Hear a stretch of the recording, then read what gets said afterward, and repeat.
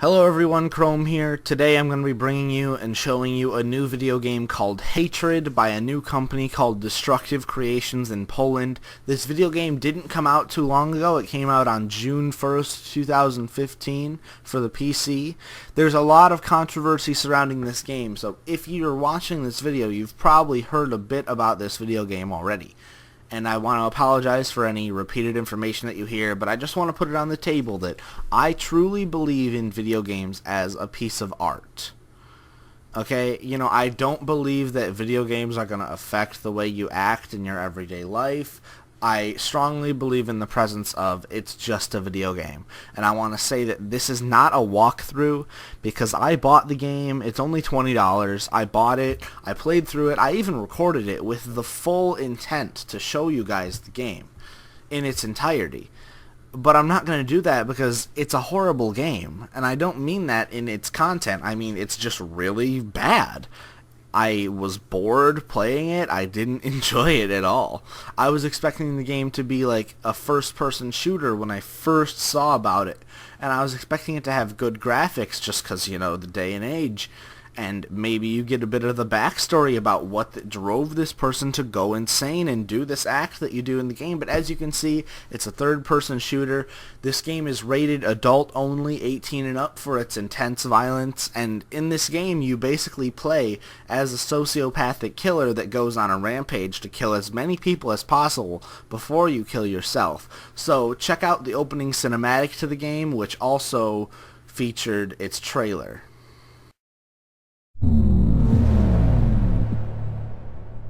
My name is not important. What is important is what I'm going to do. I just fucking hate this world and these human worms feasting on its carcass. My whole life is just cold, bitter hatred. And I always wanted to die violently. This is the time of vengeance, and no life is worth saving. And I will put in the grave as many as I can. It's time for me to kill. And it's time for me to die. My genocide crusade begins here. So, as you can see, it's pretty gruesome, and I'm going to give you a rundown of this plot, the plot of the game, so there's going to be spoilers. In this game, you start your genocide crusade on the streets of New York City. In New York City, you make your way to the police station, where he frequently refers to the police as human shields. After you kill everyone in the police station, you learn that the SWAT team is planning on ambushing you in the sewers. So you beat them to the sewers and you kill everyone there. You hijack a train. You kill everyone on the train.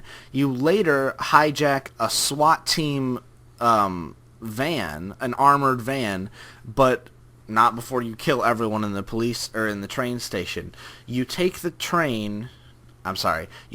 van to New Jersey where there's a nuclear power plant where you discover, and on your way you discover that the military is hunting you down. So you arrive downtown with a flamethrower, slaughter everyone, and you head to the military base to acquire explosives. At the military base, you slaughter all the military soldiers, where your character refers to himself as a one-man army. You get the explosives, you storm the power plant, set the C4, you enter the code, which just happens to be 666, and after you enter the code, you are compromised by soldiers, and with your dying breath, you laugh and activate the detonator and destroy the city. So as I said, this game is by Destructive Creations. It's this company's first game. However, many of the staff of Destructive Creations came from another game developer in Poland called The Farm 51. Now, you should know that adult games are not made for consoles. Microsoft and Nintendo and Sony don't allow them on their consoles. They're only available on the PC. And games usually become adult-only rated for one of three reasons, or multiple. By prolonged sexual content. This is seen in games like Fahrenheit and Playboy the Mansion. Very intense violence. or real-life gambling, like we see in some of the more real casino games that you have to actually go out and purchase, that you don't just start playing online. This is actually only the second game to be adult-only for its violence. The other one is Thrill Kill, which is a cartoon fight-style game similar to Mortal Kombat, with lots of animated blood and gore and brutal cutscenes. A lot of people think that Grand Theft Auto San Andreas and Manhunt 2 should also belong on this list, but they were really pushed over the edge by the sexual content in the game. However, I can agree with this accusation for Manhunt 2, because Manhunt 2 included a cutscene in which the player removes an enemy's testicles with a pair of pliers.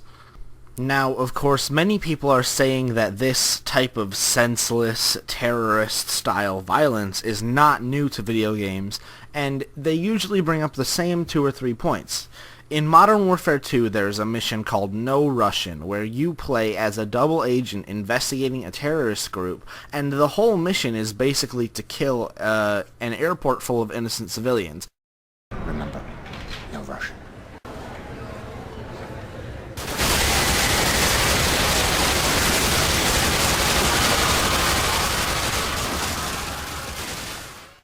Grand Theft Auto and Fallout, the whole series, allows you to kill innocent civilians and police, but here's what I say to that. To Modern Warfare 2, you're technically playing as the good guy, you're a double agent, and you can actually get through the mission without killing anyone yourself. It's a walkthrough style mission. And also, when you start to play the campaign, it gives you the option to skip this mission. As Infinity Ward has confirmed, it's not actually critical to the storyline. This mission has been removed from many non-United States versions of the game, including Russia, and I believe that because of this, the whole game is banned in Brazil. Grand Theft Auto and Fallout do not promote the killing of innocent civilians or police, and there's actually an in-game karma system. If you do it in GTA, the police will come after you and try and kill you. If you do it in Fallout, it will say you lost karma and bad things will happen to you, whereas in Hatred, killing innocent people is the entire objective of the game. And also, let's consider this. In the description of the game, it says you play as the antagonist, not the protagonist. The definition of the protagonist is the character that the audience wants to see succeed, and the antagonist is the character the audience wants to see fail.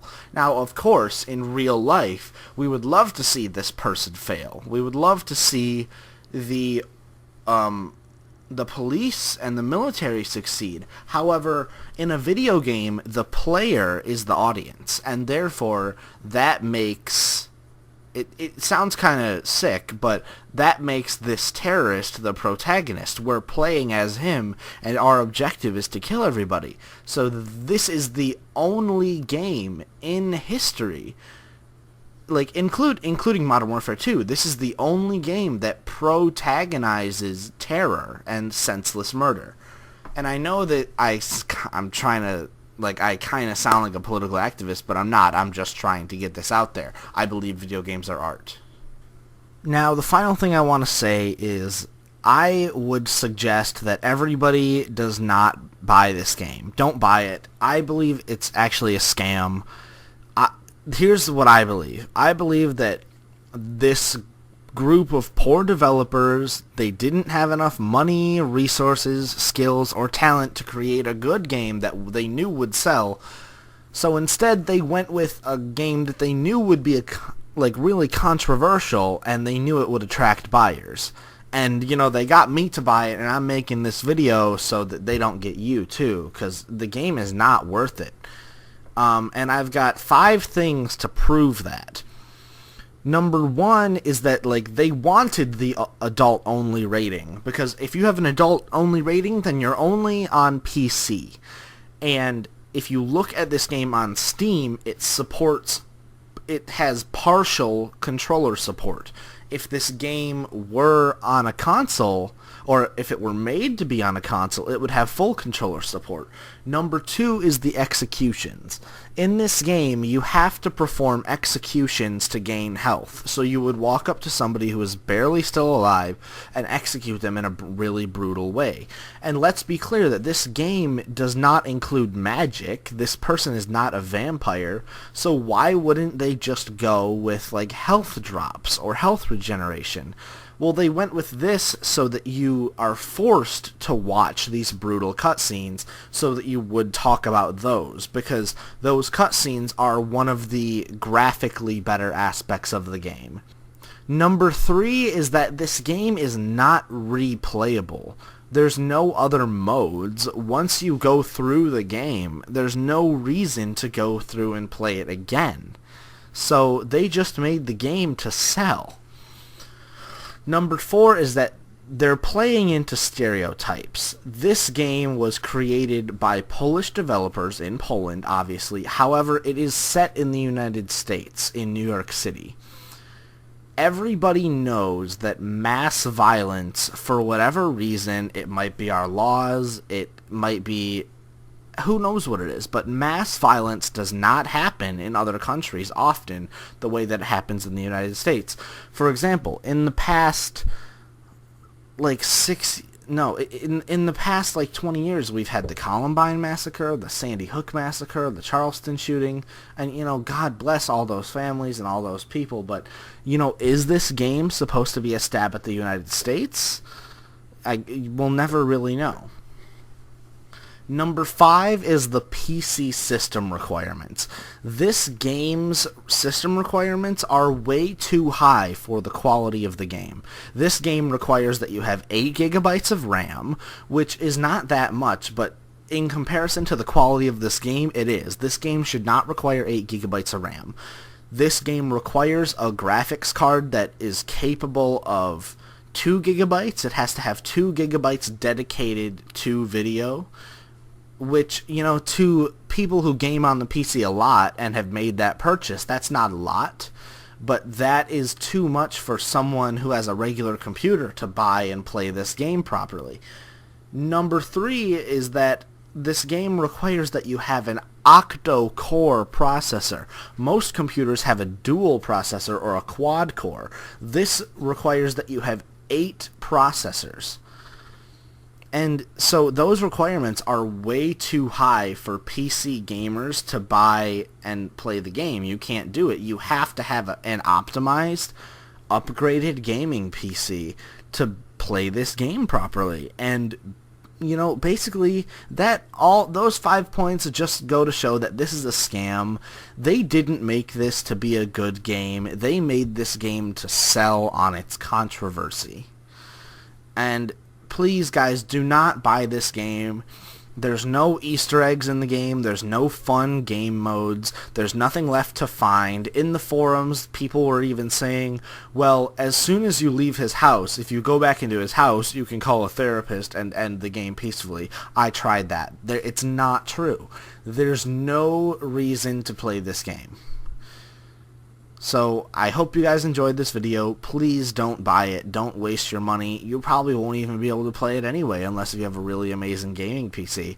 So if you want to do anything involving this game, please just spread the word that it is not worth the buy, because it's not. And I hope you guys enjoyed this. I'm Chrome and I'm out. Please subscribe.